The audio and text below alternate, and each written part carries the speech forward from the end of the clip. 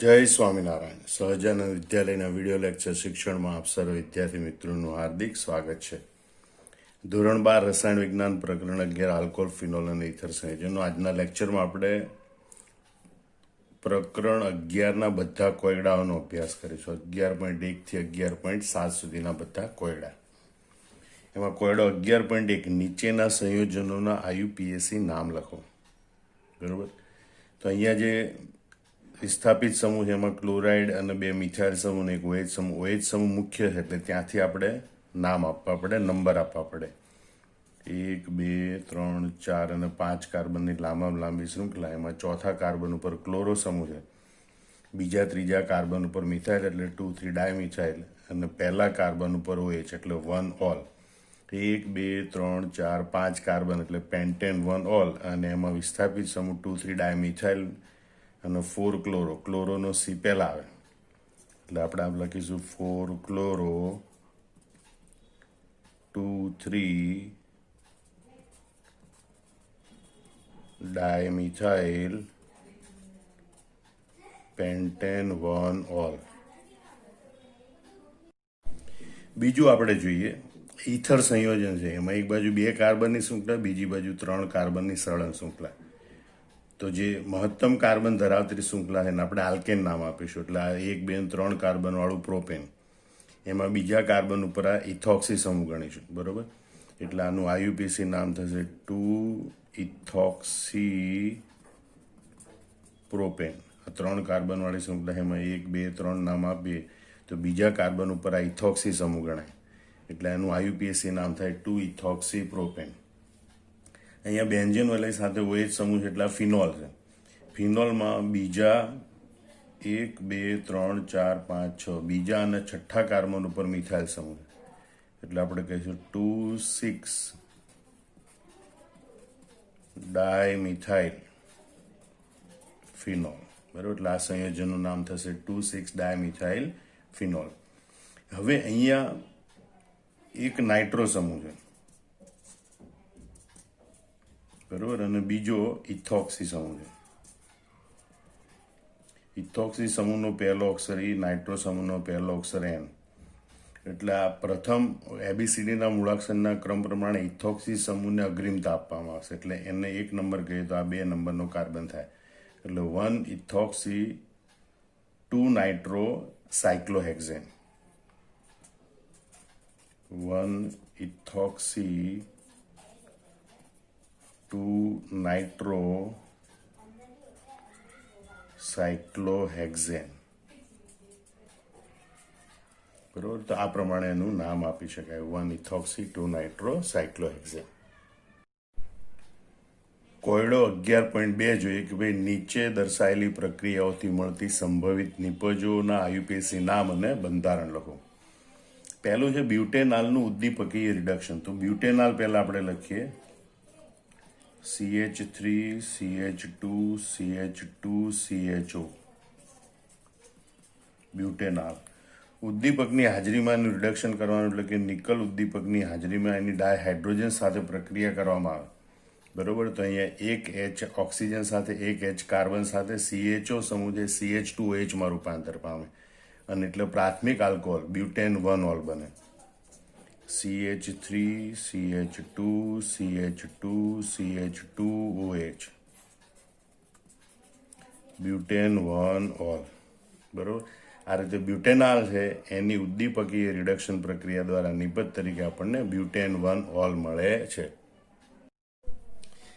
બીજું આપણે જોઈએ ભાઈ મંદ સલ્ફ્યુરિક એસિડની હાજરીમાં પ્રોપીનનું જલીયકરણ. Propene CH3 CH double bond CH2 propene. હવે એનું જલીકરણ કરવાનું એટલે કે એમાં પાણીનો અણુ ઉમેરવાનો છે મંદ સલ્ફ્યુરિક એસિડની હાજરીમાં, મંદ H2SO4 ની હાજરીમાં. બરોબર. એસિડ ઉદ્દીપકની હાજરીમાં હાઇડ્રેશન પ્રક્રિયા કરવાની. એટલે એક કાર્બન પર OH ઉમેરાય, બીજા કાર્બન ઉપર H ઉમેરાય જલીકરણની પ્રક્રિયામાં. તો અહીંયા માર્કોનિકોવના નિયમ પ્રમાણે ઓછા હાઇડ્રોજન ધરાવતા કાર્બન સાથે OH ઉમેરાશે અને વધુ હાઇડ્રોજન ધરાવતા કાર્બન સાથે H ઉમેરાશે અને એટલે મુખ્ય નિપજ તરીકે આપણને પ્રોપેન 2 ઓલ મળશે. ડબલ બોન્ડ તૂટે એક કાર્બન ઉપર OH, બીજા કાર્બન પર હાઇડ્રોજન, એની CH2 ની જગ્યાએ થઈ જાય CH3. આમાં નિપજ તરીકે આપણને મળે પ્રોપેન 2 ઓલ. બરોબર, આ રીતે આપણને પ્રોપેન 2 ઓલ નિપજ પ્રાપ્ત થશે. ત્રીજી પ્રક્રિયા આપણે જોઈએ કે પ્રોપેનોનની મિથાઇલ મેગ્નેશિયમ બ્રોમાઇડ સાથેની પ્રક્રિયા અને ત્યારબાદ જળ વિભાજન. પહેલા તો પ્રોપેનોન, જ્યારે ગ્રિગ્નાર્ડ પ્રક્રિયક સાથે પ્રક્રિયા લખવાની હોય ત્યારે આપણે આ રીતે દર્શાવીશું: કાર્બોનિલ સમૂહ, બરોબર, plus methyl magnesium bromide CH3MgBr. હવે એની સાથે પહેલી તબક્કે પ્રક્રિયા થાય તો યોગશીલ નિપજ મળે. મતલબ કે આ મિથાઇલ કે આલ્કાઇલ સમૂહ કાર્બન સાથે જોડાય, MgBr ઓક્સિજન સાથે જોડાય અને આપણને યોગશીલ નિપજ પ્રાપ્ત થાય. CH3 કાર્બન સાથે જોડાશે મિથાઇલ સમૂહ અને MgBr જોડાશે ઓક્સિજન સાથે, અને આ રીતે આપણને મધ્યસ્થી યોગશીલ નિપજ મળશે. આ પ્રોપેનોન, બરોબર, એમાંથી આ મિથાઇલ મેગ્નેશિયમ બ્રોમાઇડ, અને એની જ્યારે જળ વિભાજન, એસિડિક માધ્યમમાં જળ વિભાજન પ્રક્રિયા કરવામાં આવે પાણી સાથે, ત્યારે પાણીમાં રહેલો હાઇડ્રોજન એ ઓક્સિજન સાથે જોડાય, OH સમૂહ બનાવશે અને OH છે એ MgBr સાથે જોડાય. એટલે CH3CH3CH3OH plus MgOHBr, magnesium hydroxy bromide, અને આમ નિપજ તરીકે આપણને મળશે 2 મિથાઇલ પ્રોપેન 2 ઓલ. 1 2 3, બીજા કાર્બન ઉપર મિથાઇલ સમૂહ, બીજા કાર્બન ઉપર OH સમૂહ, એટલે 2 મિથાઇલ પ્રોપેન 2 ઓલ એ આપણને નિપજ તરીકે મળશે.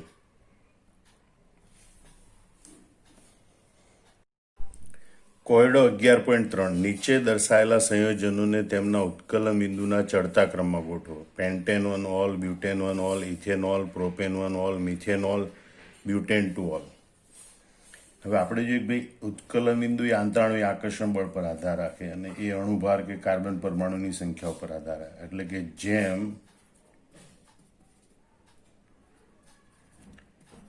કાર્બન પરમાણુની સંખ્યા વધે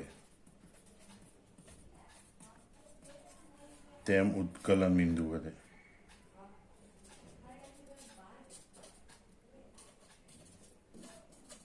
આ એક વાત. અને બીજી વાત છે, પ્રાથમિકથી દ્વિતીયકથી તૃતીયક તરફ જતા શાખા વધે તેમ આંતરાણુય આકર્ષણ બળ ઘટે, અને એટલે ઉત્કલન બિંદુ ઘટે. હવે એના સંદર્ભમાં આપણે જોઈએ તો મિથેનોલ એક કાર્બન ધરાવતો આલ્કોહોલ છે, એટલે એનું ઉત્કલન બિંદુ સૌથી ઓછું, એટલે પહેલા લખીશું આપણે મિથેનોલ. પછી એના કરતાં 2 કાર્બન ધરાવતો ઇથેનોલ, એનું ઉત્કલન બિંદુ વધારો. એના કરતાં 3 કાર્બન ધરાવતો પ્રોપેન 1 ઓલ, એનું ઉત્કલન બિંદુ વધારો. એના કરતાં 4 કાર્બન ધરાવતો બ્યુટેન 1 ઓલ અને બ્યુટેન 2 ઓલ, એ બંનેનું ઉત્કલન બિંદુ વધારે. પણ એ બંનેમાં બ્યુટેન 1 ઓલ એ પ્રાથમિક આલ્કોહોલ છે અને બ્યુટેન 2 ઓલ એ દ્વિતીયક આલ્કોહોલ છે. પ્રાથમિક કરતાં દ્વિતીયક આલ્કોહોલનું ઉત્કલન બિંદુ નીચું હોય, બરોબર. એટલે આપણે પહેલા લખીશું બ્યુટેન 2 ઓલ, પછી લખીશું બ્યુટેન 1 ઓલ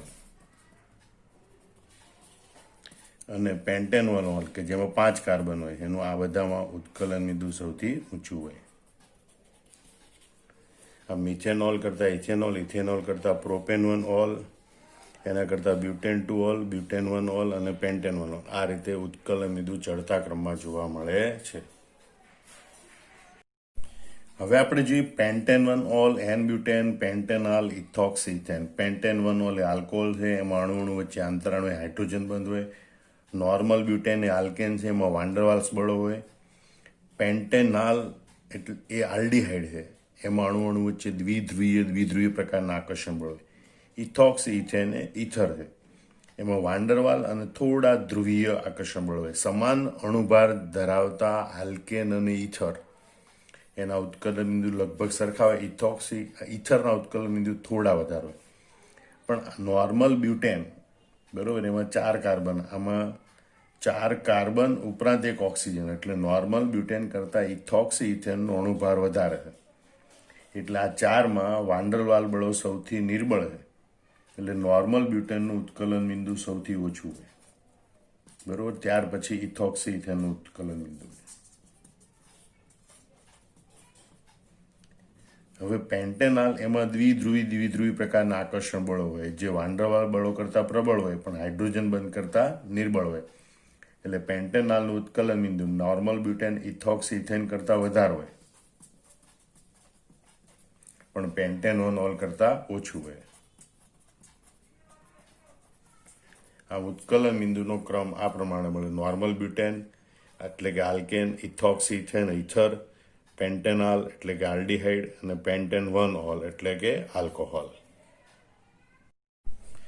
કોયડો 11.4 નીચે દર્શાવેલા સંયોજનોને તેમની એસિડિક પ્રબળતાના ચડતા ક્રમમાં ગોઠવો. Propane 1 ol 2,4,6 trinitrophenol, 3 nitrophenol, 3,5 dinitrophenol, phenol, 4 methyl phenol. આપણા બધાના બંધારણ દોરીએ. માનો કે CH3 CH2 CH2H, propane 1 ol 2,4,6 ટ્રાયનાઇટ્રોફિનોલ,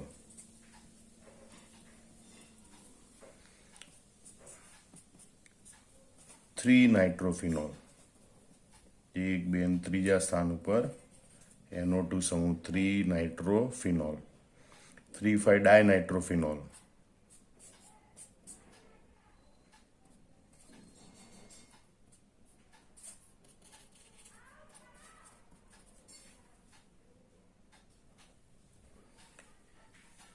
phenol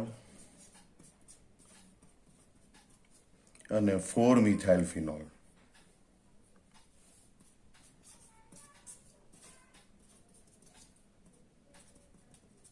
તો આ પ્રમાણે તો આપણે જોયું ભાઈ, આલ્કોહોલ કરતાં ફિનોલના ઉત્કલન બિંદુ તો વધારે છે. એટલે આલ્કોહોલ પ્રોપેન 1 ઓલ છે એનું ઉત્કલન બિંદુ સૌથી નીચું હોય. હવે બાકી બધા રહ્યા ફિનોલિક સંયોજનો. ફિનોલિક સંયોજનોમાં જો ફિનોલ સાથે ફિનોલમાં બેન્ઝીન વલય સાથે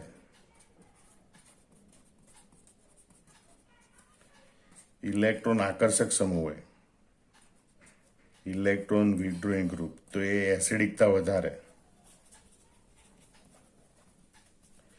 અને ઇલેક્ટ્રોન ડોનેટિંગ ગ્રુપ, ઇલેક્ટ્રોન દાતા સમૂહ હોય તો એ એસિડિકતા ઘટાડે. તો આ મિથાઇલ સમૂહ એ ઇલેક્ટ્રોન દાતા સમૂહ છે. આ ફિનોલની એસિડિકતા ઘટાડે. એટલે ફિનોલ કરતાં આ 4 મિથાઇલ ફિનોલ એની એસિડિકતા ઓછી હોય. બરોબર. એટલે પ્રોપેન 1 ઓલ કરતાં થોડી એસિડિકતા વધારે હોય એવું 4 મિથાઇલ ફિનોલ છે. બરોબર. જ્યારે આ બધામાં નાઇટ્રો સમૂહ ઇલેક્ટ્રોન આકર્ષક સમૂહ, એટલે આ 3ની એસિડિકતા કમસે કમ ફિનોલ કરતાં તો વધારે જ હશે. એટલે 4 મિથાઇલ ફિનોલ કરતાં એસિડિકતા વધારે હોય ફિનોલની. પછી જો જેમ ઇલેક્ટ્રોન આકર્ષક સમૂહની સંખ્યા વધે એમ એસિડિકતા વધે. આમાં 1 ઇલેક્ટ્રોન આકર્ષક સમૂહ છે 3 નાઇટ્રોફિનોલમાં, એટલે એની એસિડિકતા ફિનોલ કરતાં વધારે હોય 3 નાઇટ્રોફિનોલ. એના કરતાં 2 નાઇટ્રો સમૂહ ધરાવતા 3,5 ડાયનાઇટ્રોફિનોલ એની એસિડિકતા વધારે હોય. અને 3 નાઇટ્રો સમૂહ ધરાવતા 2,4,6 ટ્રાયનાઇટ્રોફિનોલ એની એસિડિકતા સૌથી વધારે હશે. એટલે તમે જોઈ શકો આલ્કોહોલની એસિડિકતા સૌથી ઓછી હોય. બાકીના બધા ફિનોલિક સંયોજનો છે. ફિનોલિક સંયોજનમાં ફિનોલના બેન્ઝીન વલય સાથે ઇલેક્ટ્રોન દાતા સમૂહ હોય તો એની એસિડિકતા ફિનોલ કરતાં ઓછી હોય. અને ઇલેક્ટ્રોન આકર્ષક સમૂહ હોય તો એની એસિડિકતા ફિનોલ કરતાં વધારે હોય. અને જેમ ઇલેક્ટ્રોન આકર્ષક સમૂહની સંખ્યા વધે એમ એસિડિકતા વધે. અને એટલે આપણને આ પ્રમાણે ક્રમ જોવા મળે: propane 1 ol, 4 methyl phenol, phenol, 3 nitrophenol, 3,5 dinitrophenol, 2,4,6 trinitrophenol. કોયડો 11.5 નીચે દર્શાવેલી પ્રક્રિયાઓની સંભવિત નિપજોના બંધારણ લખો. 3 મિથાઇલ ફિનોલ એટલે કે OH સમૂહના ત્રીજા સ્થાન ઉપર મિથાઇલ સમૂહ છે અને આપણે કહીશું 3 મિથાઇલ ફિનોલ. હવે એનું આપણે મોનો નાઇટ્રેશન કરવાનું છે.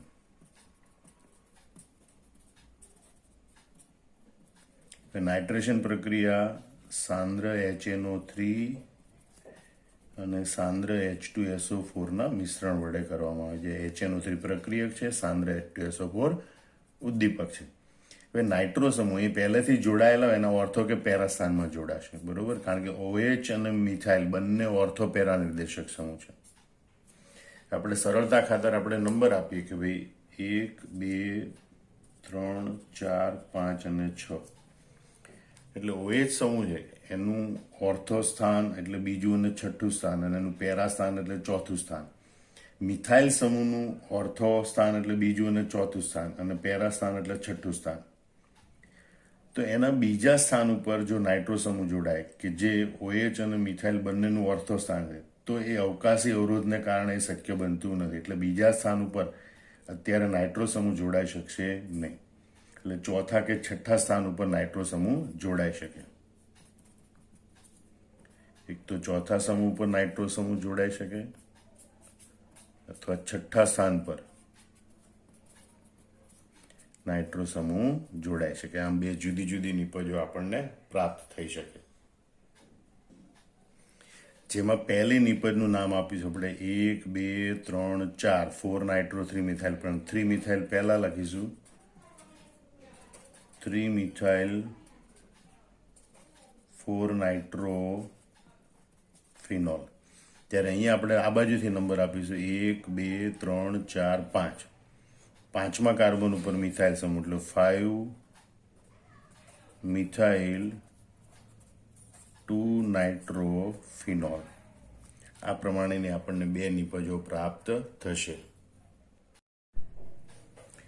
જો આ 3 મિથાઇલ ફિનોલ જે છે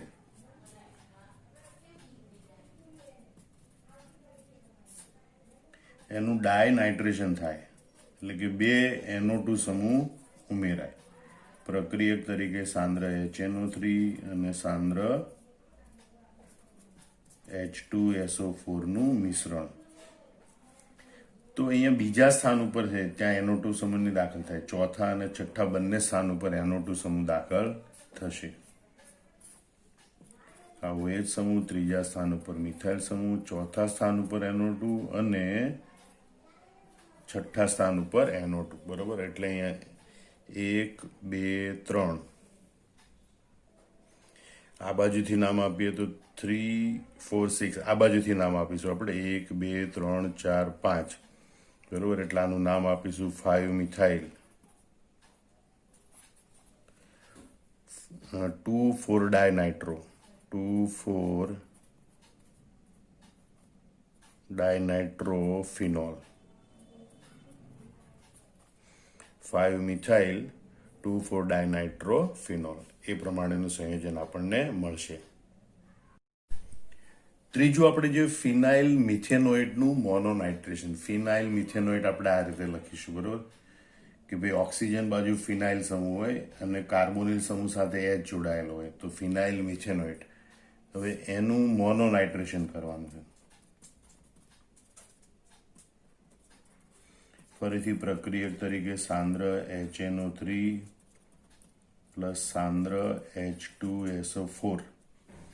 અહીંયા અબંધકારક ઇલેક્ટ્રોન યુગ્મની હાજરી એના કારણે આ સમૂહ એ ઓર્થોપેરા નિર્દેશક સમૂહ છે, બરોબર. એટલે ઓર્થો સ્થાનમાં NO2 સમૂહ જોડાય અથવા તો પેરા સ્થાનમાં NO2 સમૂહ જોડાય. પણ અહીંયા ઓર્થો સ્થાનમાં અવકાશી અવરોધને લીધે નિપજ મળવાની શક્યતા ઓછી, એટલે ઓર્થો સ્થાનમાં NO2 સમૂહ જોડાય એ નિપજ અલ્પ પ્રમાણમાં મળશે. જ્યારે પેરા સ્થાનમાં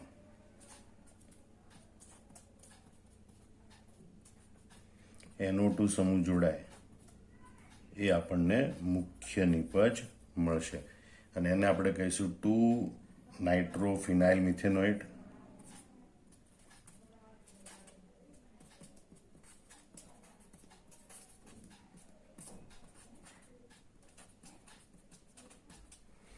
આને કહીશું આપણે 4 નાઇટ્રો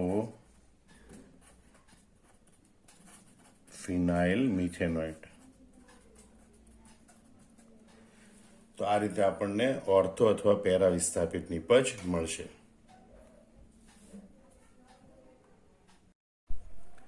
નીચે દર્શાવેલી પ્રક્રિયા તૃતીયક બ્યુટાઇલ ઇથરની બનાવટ માટે યોગ્ય નથી.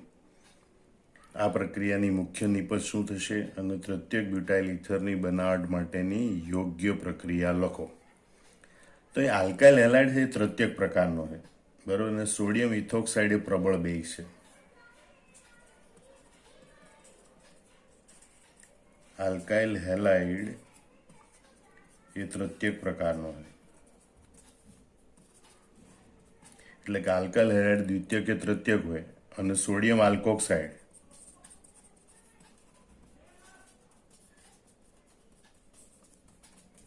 એ પ્રબળ બેઝ છે, બરાબર. અને તેથી તે વિસ્થાપન પ્રક્રિયા કરતા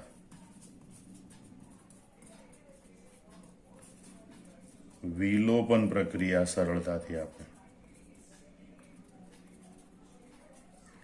બરાબર. એટલે આલ્કાઇલ હેલાઇડ દ્વિતીયક કે તૃતીયક પ્રકારનો હોય તો સામાન્ય રીતે આપણને આલ્કિન નિપજ આપે વિલોપન પ્રક્રિયા દ્વારા. તો આપણે ઉદાહરણ જોઈએ. આપણે CH3C અહીંયાથી એક હાઇડ્રોજનનું વિલોપન થશે. આપણે એને આ પ્રમાણે લખીએ, CH3Cl plus CH2CH3O minus Na plus.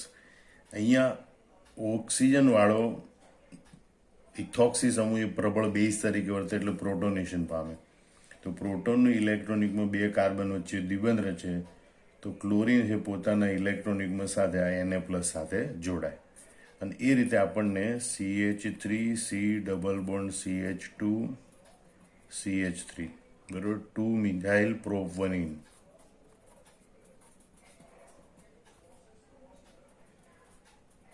વિલોપન નિપજ મળે. CH3CH2OH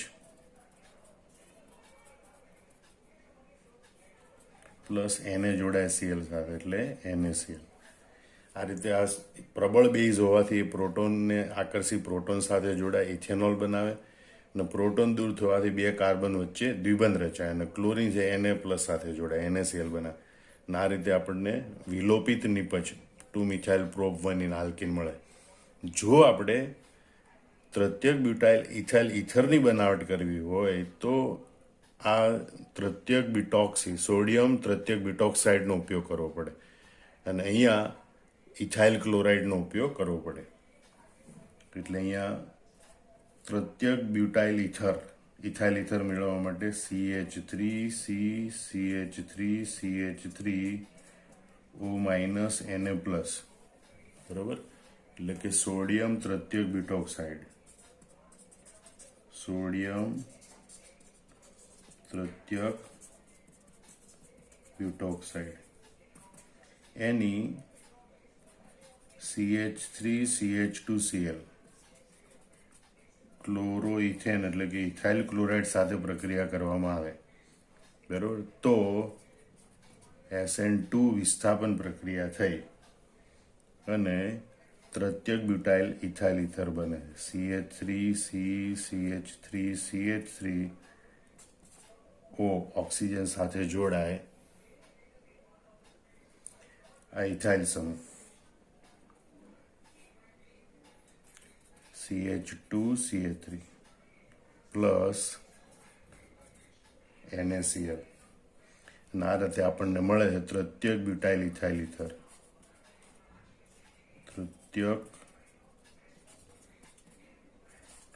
butyl ethyl ether. તો તૃતીયક કે દ્વિતીયક પ્રકારનો આલ્કાઇલ સમૂહ હોય એવું ઇથર મેળવવો હોય તો આ વિલિયમ્સન સંશ્લેષણ પ્રક્રિયામાં સોડિયમ આલ્કોક્સાઇડ છે એ દ્વિતીયક કે તૃતીયક પ્રકારનો રાખવાનો, પણ આલ્કાઇલ હેલાઇડ છે એ હંમેશા પ્રાથમિક પ્રકારનો હોવો જોઈએ. કોયડો 11.7 નીચે દર્શાવેલ દરેક ઇથર સંયોજનોને HI સાથે ગરમ કરવાથી મળતી મુખ્ય નિપજ જણાવો. CH3 CH2 CH CH3 CH2O CH2 CH3, બરોબર. દ્વિતીયક પેન્ટાઇલ ઇથાઇલ ઇથર અથવા તો ઇથાઇલ દ્વિતીયક પેન્ટાઇલ ઇથર આ પ્રકારનું સંયોજન છે. જ્યારે એની HI સાથે પ્રક્રિયા કરવામાં આવે ત્યારે ઓક્સિજન સાથે જોડાયેલ સમૂહ છે એ આલ્કાઇલ સમૂહ હોય, પ્રાથમિક કે દ્વિતીયક પ્રકારના આલ્કાઇલ સમૂહ. તો નાનો આલ્કાઇલ સમૂહ છે એ આયોડિન સાથે જોડાય એ પ્રકારની નિપજ મળે. એટલે ત્યાંથી બંધ તૂટે, બરાબર. એ બંધ વધુ નિર્બળ હોય અને એટલે આયોડિન છે એ આ CH3 આ કાર્બન સાથે જોડાય અને ઓક્સિજન સાથે હાઇડ્રોજન જોડાય, બરાબર. એટલે આપણને નિપજ આ પ્રમાણે મળશે: CH3CH2I આયોડોઇથેન પ્લસ CH3CH2CH3CH2OH, બરાબર. 1 2 3 4 સોરી 1 2 એટલે બીજા કાર્બન ઉપર મિથાઇલ સમૂહ એટલે 2 મિથાઇલ બ્યુટેન 1 ઓલ એ પ્રકારની નિપજ મળે. મતલબ નાના આલ્કાઇલ સમૂહ હોય એ કાર્બન અને ઓક્સિજન વચ્ચેનો બંધ તૂટે અને એ કાર્બન સાથે આયોડિન જોડાય અને ઓક્સિજન સાથે H જોડાય, આ પ્રકારની નિપજ મળે. પણ જો ઓક્સિજન સાથે જોડાયેલા બે સમૂહ પૈકી એક તૃતીયક આલ્કાઇલ સમૂહ હોય તો એ તૃતીયક આલ્કાઇલ સમૂહવાળી પ્રક્રિયા છે એ SN1 પ્રક્રિયાને અનુસરે છે. એટલે HI સાથેની પ્રક્રિયામાં આયોડિન છે એ તૃતીયક કાર્બન સાથે જોડાય અને ઓક્સિજન સાથે હાઇડ્રોજન જોડાય. એટલે તૃતીયક આલ્કાઇલ સમૂહ હાજર હોય તો તૃતીયક કાર્બન અને ઓક્સિજન વચ્ચેનો બંધ પહેલા તૂટે, બરોબર. એટલે અહીંયા આયોડિન આ તૃતીયક કાર્બન સાથે જોડાશે એટલે CH3CH2C CH3CH3I, બરોબર. તો અહીંયા આયોડિન તરફથી ગણીએ તો 1 2 3 4 એટલે 2 મિથાઇલ 2 આયોડોબ્યુટેન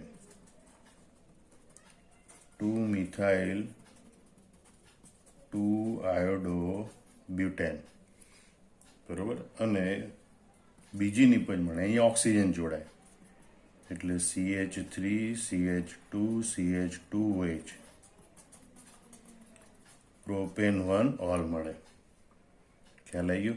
એટલે આ રીતે આપણને બે નિપજો પ્રાપ્ત થાય. અહીંયા ખાસ યાદ રાખવાનું કે જે તૃતીયક આલ્કાઇલ સમૂહનો તૃતીયક કાર્બન હોય ને એ અને ઓક્સિજન વચ્ચેનો બંધ તૂટે. પ્રાથમિક દ્વિતીયક આલ્કાઇલ સમૂહ હોય તો પ્રાથમિક અથવા તો ઓછો અથવા તો નાનો આલ્કાઇલ સમૂહ એ કાર્બન અને ઓક્સિજન વચ્ચેનો બંધ તૂટે, બરોબર. અહીંયા ઓક્સિજન સાથે H જોડાય એટલે આપણને પ્રોપેન 1 ઓલ નિપજ મળે. હવે જ્યારે એક બેન્ઝાઇલ સમૂહ હોય ત્યારે ફિનોલ ઓક્સિજન વચ્ચેનો બંધ પ્રમાણમાં મજબૂત હોય કાર્બન ઓક્સિજન વચ્ચેના બંધ કરતા, એટલે નિર્બળ બંધ હોય એ કાર્બન ઓક્સિજન વચ્ચેનો બંધ તૂટે, કાર્બન સાથે આયોડિન જોડાય, બરોબર. એટલે આપણને નિપજ તરીકે મળે CH2I બેન્ઝાઇલ આયોડાઇડ અને પ્લસ ઓક્સિજન સાથે H જોડાય એટલે HO